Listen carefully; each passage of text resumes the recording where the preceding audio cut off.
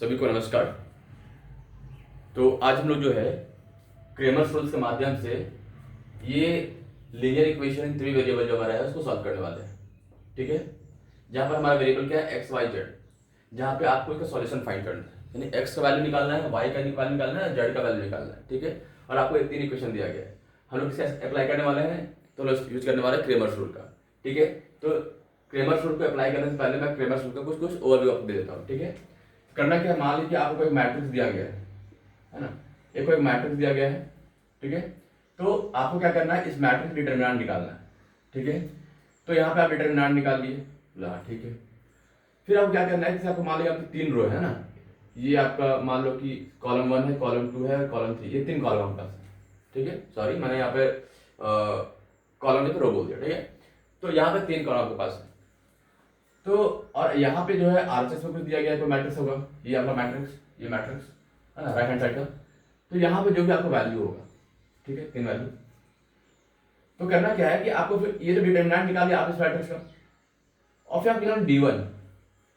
D1 कैसे निकालेंगे, तो D1 निकालने में क्या करना है कि ये जो आपका मैट यहाँ पे जो आपका है वैल्यू, यहाँ पे पुट करना है फर्स्ट कॉलम में। ठीक है, अब फर्स्ट कॉलम को हटा देना है। ठीक है, तो आपका D1 निकल के आएगा। ठीक है, फिर क्या करना है कि एक फिर से आपको मैट्रिक्स बनाना है, डी मैट्रिक्स मान लो। ठीक है, उसमें आपको क्या करना है कि इस वाले को फिर सेकंड कॉलम में डालना है।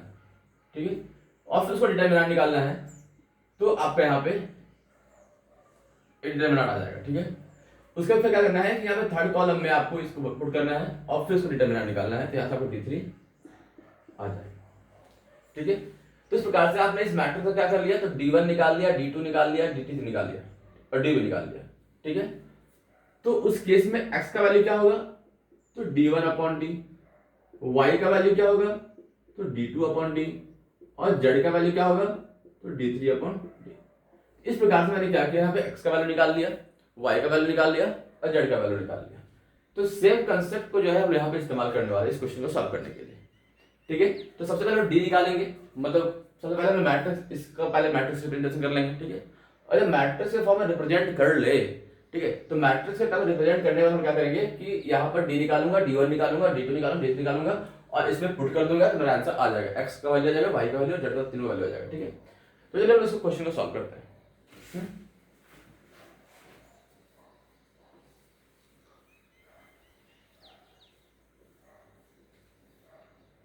क्या दिया समझिएगा, जैसे आपका मैट्रिक्स दिया गया, पहले इसको आप पहले आप ये जो सिस्टम इक्वेशन दिया गया है उसको पहले मैट्रिक्स फॉर्म में लिख लो।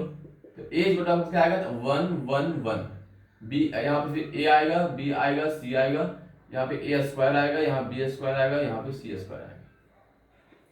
ठीक है, ये आपका एक मैट्रिक्स होगा। अब क्या करना है कि अगर आपका मैट्रिक्स बी है आपके पास, वो बी मैट्रिक्स क्या है, तो 1 है, के है और के का स्क्वायर है। राइट, ये मैट्रिक्स आ गया। तो आपका जो एक्सप्रेशन दिया हुआ किस फॉर्म में दिया, तो ax इक्वल टू बी के फॉर्म में दिया हुआ है। तो मैंने मैट्रिक्स ए को लिख लिया, और आपका जो एक्स मैट्रिक्स होगा वो एक्स मैट्रिक्स क्या होगा, तो एक कॉलम मैट्रिक्स होगा जब x y और z होगा। ठीक है, तो ये आपको ये x y और z का वैल्यू निकालना है। तो सबसे पहले हम क्या करेंगे, इस मैट्रिक्स का डिटरमिनेंट निकालते हैं। ठीक है, तो a इक्वल टू आपको क्या आ जाएगा, इसका डिटरमिनेंट क्या आएगा, तो डी लिखते हैं उसको, d is equal to,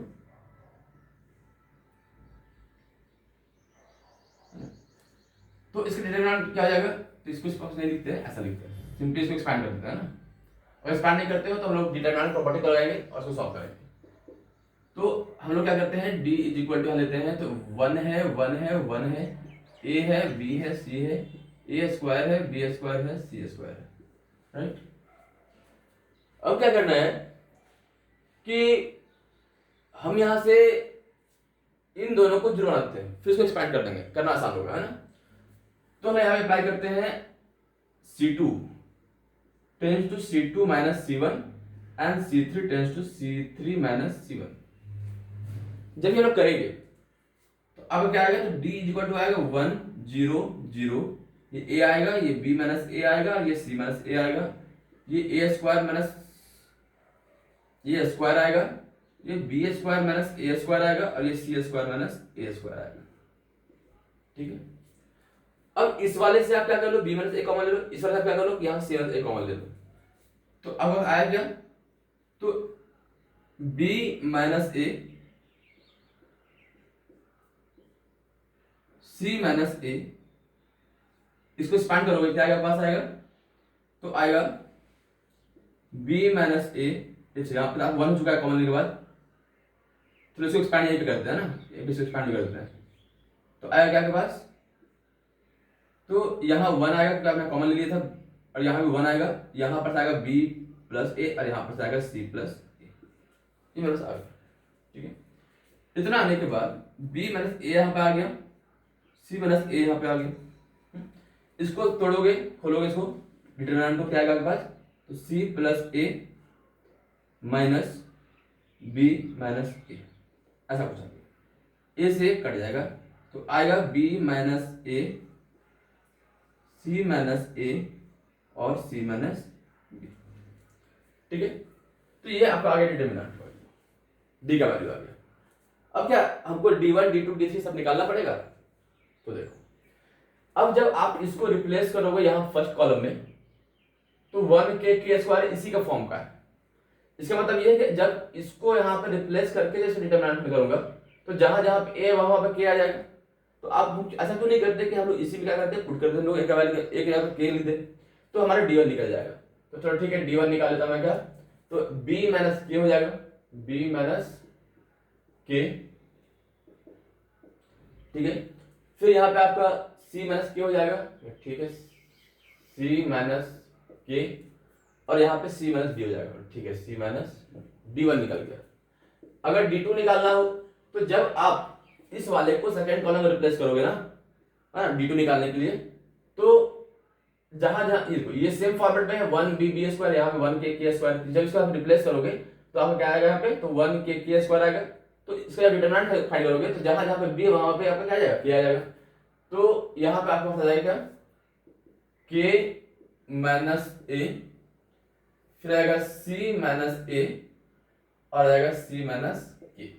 in similar manner जब d3 निकालोगे, तो क्या आएगा पास, जहां जहां पे c था वहां पे k हो जाएगा। ठीक है, तो यहाँ पे आपके पास आ गया b माइनस ए, यहाँ पे आपके पास जाएगा k माइनस ए, और यहाँ से आपका जाएगा k माइनस बी। ठीक है, तो आपके पास d1 वाला मिल गया है, d2 वाला मिल गया, d3 वाला मिल गया है, और d भी मिल गया है।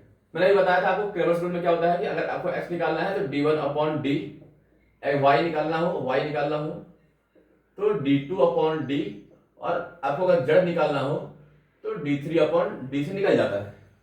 ठीक है, तो चलो मैं निकाल लेते हैं। तो अगर आपको x निकालना हो तो d1 अपॉन डी कर देते हैं। ठीक है, तो d1 का वैल्यू क्या है मेरे पास, तो b माइनस के, c माइनस के और c माइनस बी, और d क्या है मेरे पास, तो d है मेरे पास b माइनस का a, c माइनस का a और c माइनस का b, ये वाला c वाला कैंसिल हो जाएगा। ठीक है, तो आपको x का वैल्यू क्या आ गया, तो b माइनस के, c माइनस के अपॉन में b माइनस a और c माइनस a, ये आपका आ गया। तो ये आपका आ गया किसका वैल्यू, तो x का वैल्यू आपको निकाल करके आ गया। ठीक है, और इसी फॉर्म में आपका आंसर आने वाला है ना। y का वैल्यू क्या है आपके पास, तो y निकालना हो तो d2 अपॉन डी, निकालते हैं। d2 क्या है, तो k minus A, c minus A और c माइनस के। ठीक है, और आपका d क्या है, तो b minus A, c minus A और c माइनस b। यहाँ पर c माइनस ए कट जाएगा, तो अंदर क्या आएगा, k minus A, c minus K divided by b minus A और c minus B, y value. In the same manner आप यहाँ से z भी निकाल सकते हैं, हम लिख दे रहा हूँ, z भी निकाल सकते हो। तो आएगा d3 अपॉन d, तो d3 का वैल्यू क्या आपके पास है, तो d3 का आपके पास वैल्यू है b minus A, k minus A और k माइनस बी। तो जब इसको लिखोगे तो आपका b minus a term cut जाएगा ना, तो बचेगा क्या आपके पास, तो k माइनस ए बचेगा, फिर यहां से आपके पास हो जाएगा k माइनस बी बचेगा, डिवाइड बाई जब b माइनस ए कट गया c माइनस ए बचा और c माइनस बी बचा, तो सी माइनस ए और सी माइनस बी। तो इस प्रकार से हम लोग क्या किए, इस इक्वेशन को सॉल्व कर सकते हैं, सिस्टम इक्वेशन को किसके माध्यम से, तो क्रेमर्स रूल के माध्यम से। तो इतने सिंपल वे में हम लोग इस्तेमाल कर सकते हैं क्रेमर्स रूल को। आई होप समझ में आया होगा और चीजों को अच्छे से कंसेप्ट क्लियर हो पाया होगा। Thank you for watching.